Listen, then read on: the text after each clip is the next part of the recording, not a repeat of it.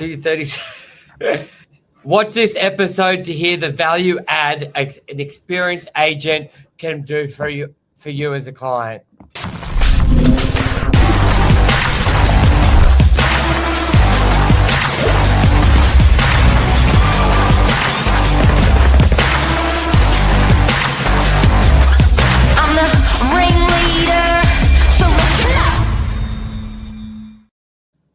Action. Good morning, everyone. Welcome to Morning Minutes. Myself, Michael Burgio, Mark Novak, episode 1719, the great value add.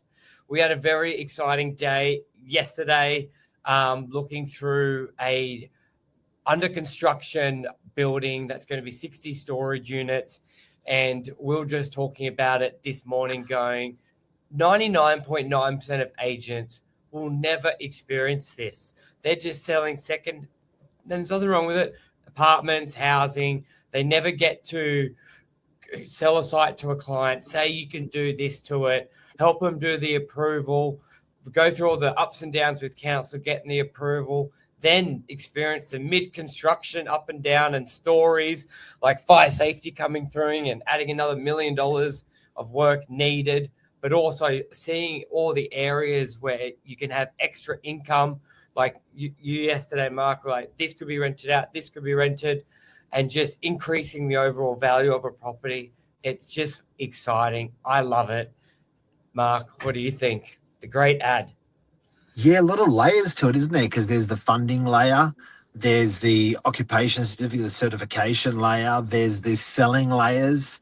This particular one can be sold in 60 different pieces or in one line. There's talking to those buyers that would buy it in one line, all of the 60. There's talking to buyers that we do, buying them individually, where the value is, where the rentals are. It's quite a spectrum, or quite an A to Z sort of spectrum on the whole thing, isn't it? It's there's so many layers. It's fun.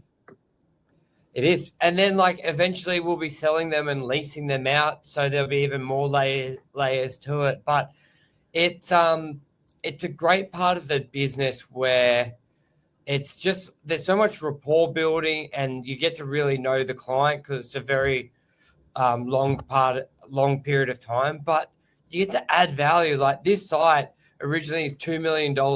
We've had offers close to $10 million. So it's nearly 5x within a year.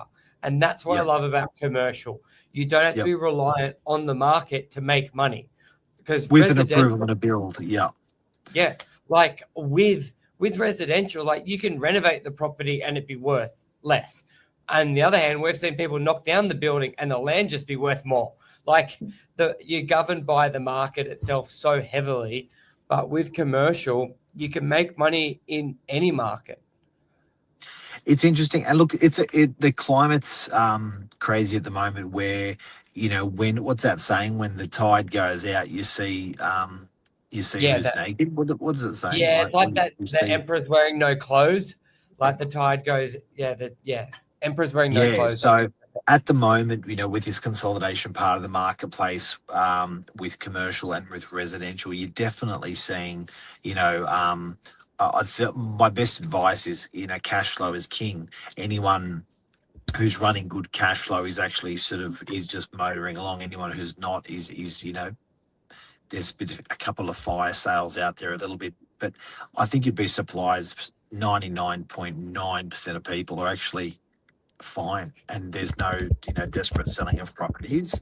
But the thing that I really wanted to illustrate today was how important it is that when you're talking to your agent, that they've actually done deals in that sector, that they're giving advice out. Because I think today when we went through this property, I sort of looked at the client looked at me, and we're looking at Michael, you, and we're thinking, man, where do you get this shit? Like this, you do not get this IP, this level of experience, and how does an agent get that? It's thousands and thousands and tens of thousands of the same conversation with funders, with buyers, with sellers in that exact category. In this case, storage units, and it was such a new and such a niche sort of market. So it was like, I think it was a really cool moment. We thought, that sort of, it brings focus and poise to.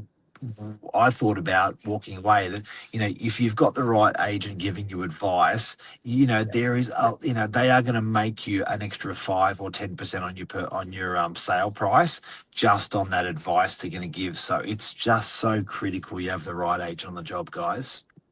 Yeah, and that's at any level. It can be you're selling a house. You want to know that client has sold homes, because if their database is full of unit buyers, they may not be the right pick for you. So this can translate to any part of real estate you're doing. You're leasing out a warehouse, and it's simple. You ask the agent for the comparables and what have they done, but you've also got to double check yourself. You've got to Google it, look at realestate.com, look at their website, because the company may have done the deals, which is great. Some companies haven't, but you got to make sure that agent was a part of that deals as well. Otherwise, and not just a snap on to the campaign. Sometimes agents are snapped on because they want the kudos for the sale or for the purchase. So you want to make sure they were integral in those actual sales, those types of sales as well. Yes, because I was in an appraisal earlier with Lisa, and we're describing it as a house, but it can be development, part of the new LMR. And we're saying the best of both. You're getting 2 senior agents under one roof, which no other company can really offer that.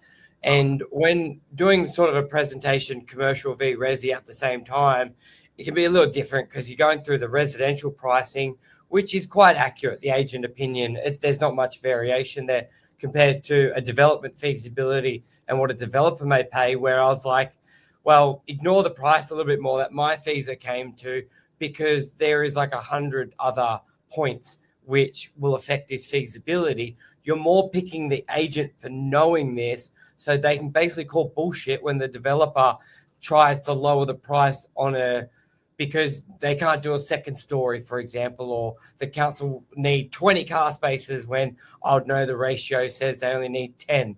Like, that's the value of a commercial agent with development offers.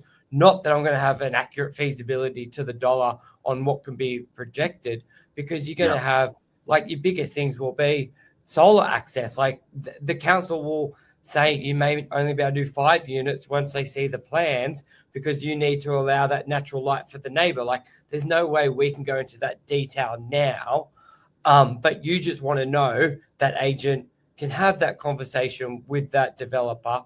Because you get the developers like, oh, I want to negotiate directly with the owner. It's like, of course you do. You want to be able to, you want someone who can't call bullshit on you. And then it's very. How do you know that though? Just you're selling. How do you know that you're getting the right advice? Questions, ask, like, and also what are they presenting? ChatGPT questions in preparation. Yeah. What should I ask to know if they know what they're talking about, if they're selling a development site? Like, I go in with all the data, raw Excels, and it sort of is like you couldn't put that together you probably could now with AI, but you wouldn't be able to describe it and have the confidence to explain it. Like, I think the owner, even if they have no idea, play dumb and ask them to explain how they would sell it.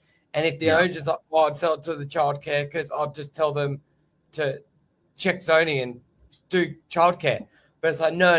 Like, if I'm explaining like your 1,000 square meters, your ratio for land to parking is 7:1, building area, no, and and they're like, okay, you're either the best bullshitter or you know half what you're talking about.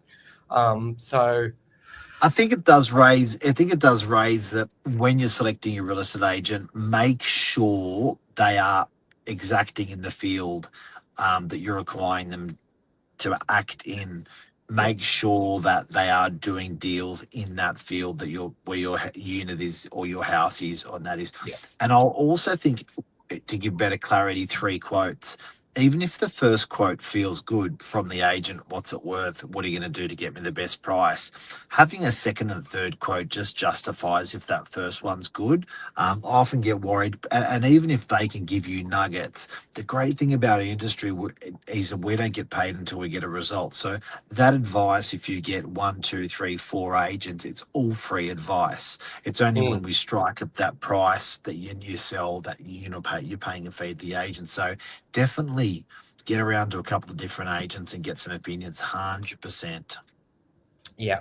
So it was a good day. Excited. I think that covers it. It was cool. And It was cool.